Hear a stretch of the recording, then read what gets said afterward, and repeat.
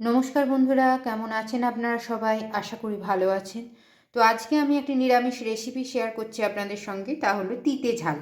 তার জন্য আমি এখানে উচ্ছেগুলোকে এরকম সরু সরু করে কেটে নিয়েছি।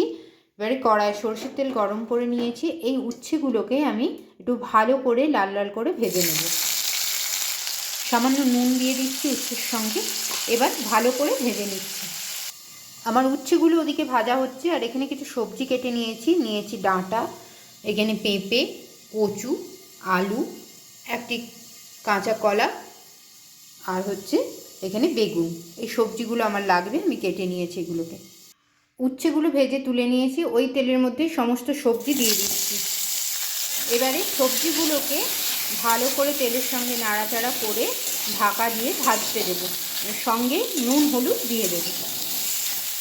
দিয়ে দিচ্ছি নুন আর হলুদ। এবারে ভালো করে নাড়াচাড়া করে চাপা দিয়ে ভাজতে দেবো। সবজিগুলো বেশ কিছুটা ভাজা হয়ে গেছে, এর মধ্যে আমি এবার দিয়ে দিচ্ছি জল। এবার সবজিগুলোকে ভালো করে সেদ্ধ করে নেব। জলের মধ্যে দিয়ে ভালো করে সেদ্ধ করে নেব। সবজিগুলো ফুটে সেদ্ধ হচ্ছে, এই সময় এর মধ্যে আমি দিয়ে দেবো কিছুটা সর্ষে বাটা। এতে আমি রাই সর্ষে আর সাদা সর্ষে মিশিয়ে বেটেছি। অল্প পরিমাণ সর্ষে বাটা দিয়ে দিলাম। এবার ভালো করে নাড়াচাড়া করে আবার সবজিগুলোকে একদম সুসিদ্ধ হওয়া পর্যন্ত সেদ্ধ করে নেব।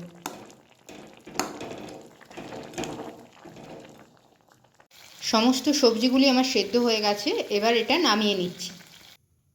এবারে ফোড়নের পালা। তো কড়াই আমি ধুয়ে গরম করে নিয়েছি, দিয়ে দিচ্ছি সর্ষের তেল। সর্ষের তেলটা গরম হয়ে গেছে, প্রথমে দিয়ে দিচ্ছি একটি শুকনো লঙ্কা, আর দিয়ে দিচ্ছি রাঁধুনি। রাঁধুনি দেওয়ার ফলে গন্ধটা খুব সুন্দর হয়। আর এর সঙ্গে দিয়ে দেবো কিছুটা পাঁচ ফোড়ন। এবারে ফোড়নটা ভাজতে দেব। ফোড়নটা ভাজা হয়ে গেলে দিয়ে দিচ্ছি ভেজে রাখা উচ্ছেগুলো। উচ্ছেগুলো দেওয়ার পরেই দিয়ে দিচ্ছি সেদ্ধ করে রাখা সমস্ত সবজি দিয়ে দিয়েছি। এবারে ভালো করে ফুটতে দেব। সামান্য নুন লাগবে, তাই অল্প পরিমাণ নুন দিয়ে দিলাম, আর সঙ্গে সামান্য মিষ্টি।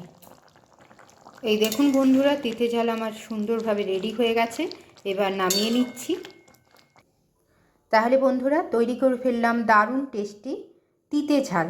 শুক্তো তো আমরা প্রায় সময় খেয়ে থাকি, তো এইভাবে একবার সাধারণভাবেই শুক্তোর পরিবর্তে তিতে ঝাল বাড়িতে বানিয়ে দেখবেন, খুব সুস্বাদু লাগে খেতে।